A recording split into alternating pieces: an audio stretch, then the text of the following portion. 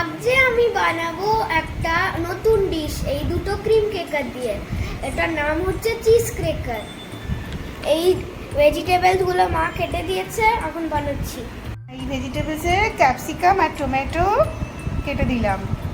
এবারে এই ভেজিটেবলস এর মধ্যে একটু নুন, একটু ব্ল্যাক পেপার দেবো। হ্যাঁ, একটুখানি দেবো। কি করবে? আর চিজ কেকার উপরে সস দিয়ে ভেজিটেবলস চিজ দেবে। এখন আমি এর উপরে সস দিয়ে দিচ্ছি। অল্প অল্প সস দাও, বেশি বেশি না।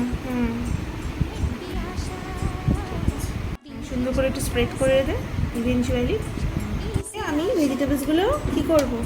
আমি না, তুমি ভেজিটেবলসগুলোর মধ্যে দিয়ে দেবে। আসল টুইস্ট এবারে কি? চিজ। হ্যাঁ, দারুণ লাগছে, আরে কালারফুল হয়ে গেছে একদম। হচ্ছে রেড চিলি ফ্লেক্স, অল্প অল্প করে দে, মানে ধুস করে পড়ে যাবে। আমি দিয়ে দিচ্ছি এটা, বরঞ্চ ভালোই দেওয়া হয়েছে।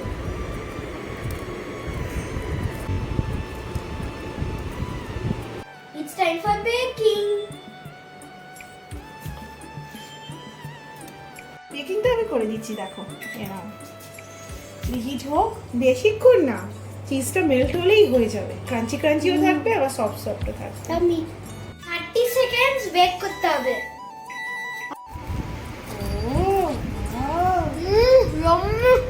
গরম কত? দারুণ স্ন্যাক্স একটা, বল।